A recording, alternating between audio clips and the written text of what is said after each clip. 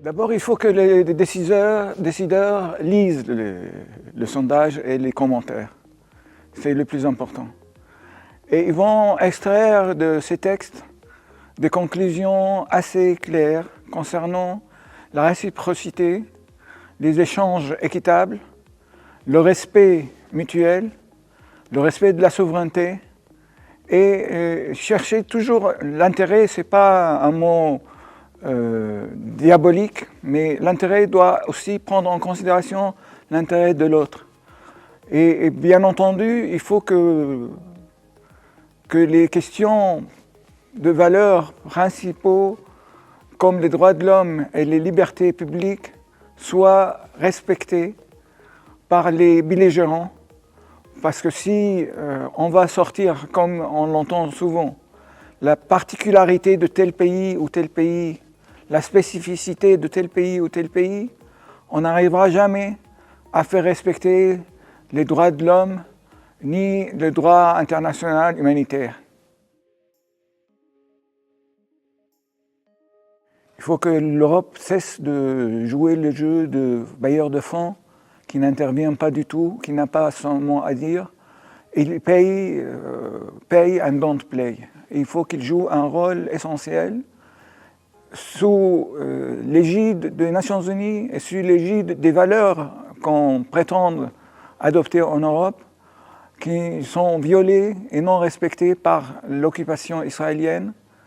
Depuis le 8 octobre dernier, ça s'est montré flagrant, mais ça ne date pas de 8 octobre ni de 7 octobre, ça date de 1948.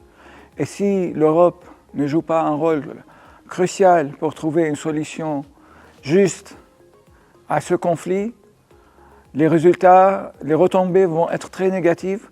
Il ne faut pas s'étonner dans le futur proche de trouver beaucoup de terrorisme dans les pays, parce que quand il y a une frustration, quand il y a eu 55 000 personnes tuées sous les caméras et sans que ça fasse bouger le petit doigt d'un dirigeant européen, les réactions malheureusement vont être très mauvaises au sein de la société arabo-musulmane et voire plus.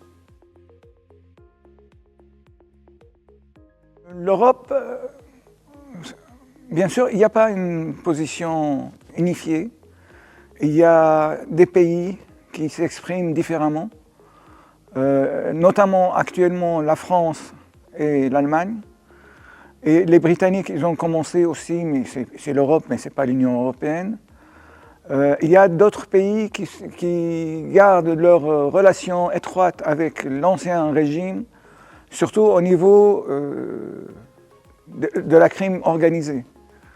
On sait très bien qu'il y a des mafias qui contrôlent certains pays dans certains pays en Europe, notamment l'Est et le Centre. Et ceux-là ont des relations étroites avec Poutine et les agents de Poutine, notamment Bachar al-Assad. Et eux, ils n'ont jamais appliqué les sanctions européennes contre la Syrie, contre le régime syrien. Même quand l'Union européenne a décidé que tous les pays membres retirent leurs ambassadeurs, la Tchéquie a gardé son ambassadrice, la Bulgarie et la Roumanie aussi. Essayer de se rappeler les espoirs qui entouraient les déclarations de Barcelone et la déception qui a suivi, pour éviter au pacte le même sort.